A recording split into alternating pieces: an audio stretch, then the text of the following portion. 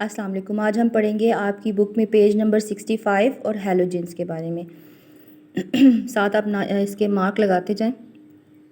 Group number 17 के elements को हम हैलोजेंस कहते हैं या फिर ग्रुप 7A के एलिमेंट्स को हम हैलोजेंस कहते हैं। हैलोजेंस ग्रुप के आउटर मोस्ट शेल में 7 इलेक्ट्रॉन्स होते हैं। इनको स्टेबिलिटी हासिल करने के लिए एक इलेक्ट्रॉन चाहिए होता है। ये आपका प्रीवियस नॉलेज है हैलोजेंस के बारे में जो आप पिछले चैप्टर्स में पढ़ चुके हैं। दूसरा पॉइंट ये है कि हैलोजन निकला कहाँ से है। ये दो वर्ड से ड्राइव हुआ है, एक हैलोस और एक gen. Halos mean salt and gen mean former. फिर तीसरा पॉइंट आप याद करेंगे कि हैलोजन के अंदर होता क्या क्या है। Fluorine, chlorine, bromine, iodine, astatine and tennessine होता है। ये जो दो लास्ट वाले एलिमेंट्स हैं इनकी प्रॉपर्टीज़ के बारे में इतना ज़्यादा नहीं पता हुआ, इसलिए इसने लिखा है little is known about their properties. ये आपका थर्ड पॉइंट यहाँ पे एंड हो गया। अब हम फोर्थ पॉइंट करेंगे कि हैलोजेंस रिएक्टिव होती हैं और नॉन मेटल होती हैं। ये भी आपका प्रीवियस नॉलेज है। नॉन मेटल होंगी। ग्रुप नंबर 1, 2 और 3 के एलिमेंट्स मेटल होंगे और ग्रुप नंबर 6, 7 और ग्रुप नंबर 5, 6 और 7 के एलिमेंट्स जो हैं वो नॉन मेटल होंगे। मेटल्स जो हैं इलेक्ट्रॉन देती हैं और नॉन मेटल्स इलेक्ट्रॉन गेन करती हैं। तो हैलोजेंस भी इलेक्ट्रॉन गेन करेंगी, ये रिएक्टिव होंगी और नॉन मेटल होंगी and exist as diatomic molecule. Diatomic molecule means के ये 2 एटम्स की फॉर्म में होंगी। जैसे आपकी बुक में कहीं पे भी लिखा होगा तो ये देखें Cl2, Br2, F2 इस तरीके से नहीं लिखा हुआ होगा। प्रेसिडेंस लेवल्स भी हम आगे पढ़ेंगे तो वो भी सबके सब 2 की फॉर्म में होंगे। तो ये डायटोमिक फॉर्म में है। ये ख़त्म हो गया पॉइंट। अब हम पढ़ेंगे अपीयरेंस के बारे में हैलोजेंस की। ये पहला पॉइंट तो इसका यही है कि they all exist as diatomic colour molecular substance. दूसरा पॉइंट ये है कि तो कलर जो होता है हैलोजेंस का, जैसे जैसे हम ग्रुप में नीचे की तरफ जाते हैं तो वो डार्कर होता जाता है। तो colour of halogens become darker as you move down the group. उसके बाद हमने पढ़ना है कि जब रूम टेम्परेचर होता है तो उसके ऊपर फ्लोरीन का कलर आपने याद करना है, ये पेल येलो होता है।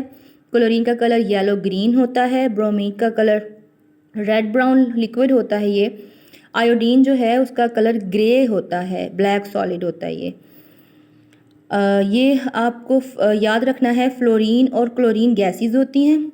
ब्रोमीन लिक्विड फॉर्म में होता है और आयोडीन सॉलिड फॉर्म में होता है। ये अपीयरेंस में ही आ जाता है। कलर्स भी अपीयरेंस में आते हैं और इनकी जो स्टेट ऑफ मैटर है वो भी कलर्स में वो भी अपीयरेंस में आ जाते हैं। आयोडीन को ये डार्क पर्पल वेपर्स में जब हम इसको गर्म करते हैं तो आराम से डार्क पर्पल वेपर में चेंज हो जाता है। ठीक हो गया जी, ओके। इलेक्ट्रॉनिक कन्फिग्रेशन पढ़ेंगे। इलेक्ट्रॉनिक कन्फिग्रेशन में आपने जस्ट ये पॉइंट याद करना है कि इसकी इलेक्ट्रॉनिक कन्फिग्रेशन NS2NP5 है। ठीक है। नेक्स्ट हम पढ़ेंगे density of halogens. Okay, group number 7 के एलिमेंट्स हैं आपके पास जिनको हम हैलोजेंस कहते हैं। तो सबसे पहले ऊपर पड़ा हुआ होता है फ्लोरीन, फिर क्लोरीन, फिर ब्रोमीन और आयोडीन। जैसे जैसे हम ग्रुप में नीचे की तरफ जाते हैं तो नंबर ऑफ इलेक्ट्रॉन्स और प्रोटॉन्स बढ़ते जाते हैं।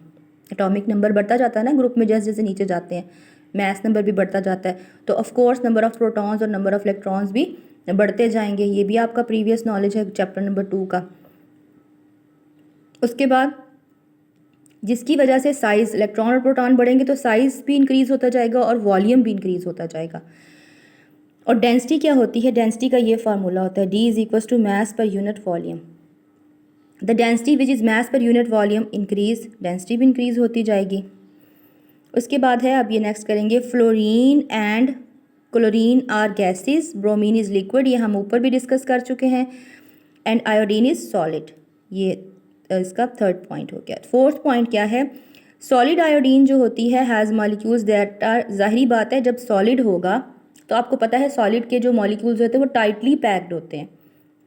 उनके दरमियान में अट्रैक्टिव फोर्सेस भी बहुत ज़्यादा होती हैं, हाईली अट्रैक्टेड होते हैं एक दूसरे के साथ, और दूसरा ये टाइटली पैक्ड होते हैं जिसकी वजह से इनको तोड़ना भी ज़रा मुश्किल होता है ना, आपको ये बात ही पता है। लेकिन अभी हम डेंसिटी की बात कर रहे हैं तो हम ये कहेंगे कि चूँकि ये हाईली अट्रैक्टेड हैं इनके मॉलिक्यूल्स एंड क्लोजली यानी ये टाइटली पैक टुगेदर हैं, तो इस वजह से इनकी डेंसिटी जो होगी वो ज़्यादा होगी। तो जो डेंसिटी है ग्रुप में जब आप नीचे की तरफ जाते हैं तो डेंसिटी बढ़ती जाती है। ठीक हो गया। यहाँ पे देखें, जो सबसे नीचे होगा उसकी डेंसिटी सबसे ज़्यादा होगी। तो आयोडीन की डेंसिटी ज़्यादा है ब्रोमीन की डेंसिटी से, ब्रोमीन की डेंसिटी ज़्यादा है क्लोरीन की डेंसिटी से, क्लोरीन की डेंसिटी ज़्यादा है फ्लोरीन की डेंसिटी से। आपको ज़ुबानी याद हो जाना चाहिए कि 7th ग्रुप के एलिमेंट में सबसे ऊपर फ्लोरीन है, फिर क्लोरीन है, फिर ब्रोमीन है, फिर आयोडीन है, फिर उसके बाद ये एसिटाइन और टेनेसाइन है। ये 2 वो वाले एलिमेंट्स हैं जो रेयर हैं, इनकी रेडियो एक्टिव एलिमेंट्स हैं और इनके बारे में हमें इतना नहीं पता, इनकी प्रॉपर्टीज़ के बारे में भी साइंटिस्ट को इतना नहीं पता। ये टॉपिक यहाँ तक ख़त्म हो गया है। ये जो हमने लिखा है, ग्रेटर का साइन यूज़ किया है, इसको हम बोलते हैं प्रेसिडेंस लेवल। अब ये चीज़ है precedence level for density of halogens, ये आप ये लिखेंगे। नेक्स्ट टॉपिक पे आ जाए, which is reactivity of halogens. Reactivity का मतलब क्या होता है? रिएक्टिविटी डायरेक्टली रिलेट होती है एबिलिटी टू गेन इलेक्ट्रॉन्स। आपकी बुक में लिखा हुआ है the reactivity of halogen is directly related to their ability to gain an electron. यहाँ तक लाइन आपने याद करनी है। उसके बाद फिर आप करेंगे यहाँ से, fluorine has the greatest tendency to gain electrons. Fluorine की टेंडेंसी सबसे ज़्यादा है इलेक्ट्रॉन हासिल करने की, and form a halide ion making it the most reactive halogen. और इसकी वजह से इलेक्ट्रॉन हासिल करने की एबिलिटी सबसे ज़्यादा है, तो ये रिएक्टिव भी सबसे ज़्यादा होगा। उसके बाद हम पढ़ेंगे जैसे जैसे हम ग्रुप में नीचे की तरफ जाते हैं, इलेक्ट्रोनेगेटिविटी ऑफ हैलोजेंस की डिक्रीज़ हो जाती है। अच्छा, अब इलेक्ट्रोनेगेटिविटी भी लास्ट चैप्टर में हमने पढ़ा है। इलेक्ट्रोनेगेटिविटी क्या होती है? Ability to gain electrons. Reactivity का मतलब भी एबिलिटी टू गेन इलेक्ट्रॉन है, इलेक्ट्रोनेगेटिविटी का मतलब भी एबिलिटी टू गेन इलेक्ट्रॉन है। एक और आप टर्म पढ़ेंगे ऑक्सीडाइजिंग पावर। ऑक्सीडाइजिंग पावर का मतलब भी एबिलिटी टू गेन इलेक्ट्रॉन है। जैसे ग्रुप पे नीचे जाएंगे तो इलेक्ट्रोनेगेटिविटी जो है वो डिक्रीज़ होगी, तो आपके पास रिएक्टिविटी भी डिक्रीज़ होगी। यहाँ तक ये सेकंड पॉइंट हो गया रिएक्टिविटी का। अब नेक्स्ट पॉइंट हम करेंगे, because halogens have a strong tendency to gain electrons, they have a strong oxidizing power and this power decrease down the group। तो इसका मतलब कि इनकी जो ऑक्सीडाइजिंग पावर है, हमने बात की है एबिलिटी टू गेन इलेक्ट्रॉन है, तो वो भी जैसे जैसे ग्रुप में हम नीचे की तरफ जाएंगे तो वो भी डिक्रीज़ होती जाएगी।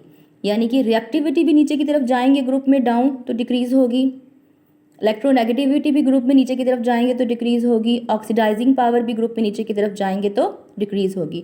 और रिएक्टिविटी के बारे में हमने सबसे पहले ये पढ़ा है, reactivity is directly related to ability to gain an electron. फिर हमने पढ़ा है फ्लोरीन की इलेक्ट्रॉन हासिल करने की एबिलिटी सबसे ज़्यादा होती है। ठीक है,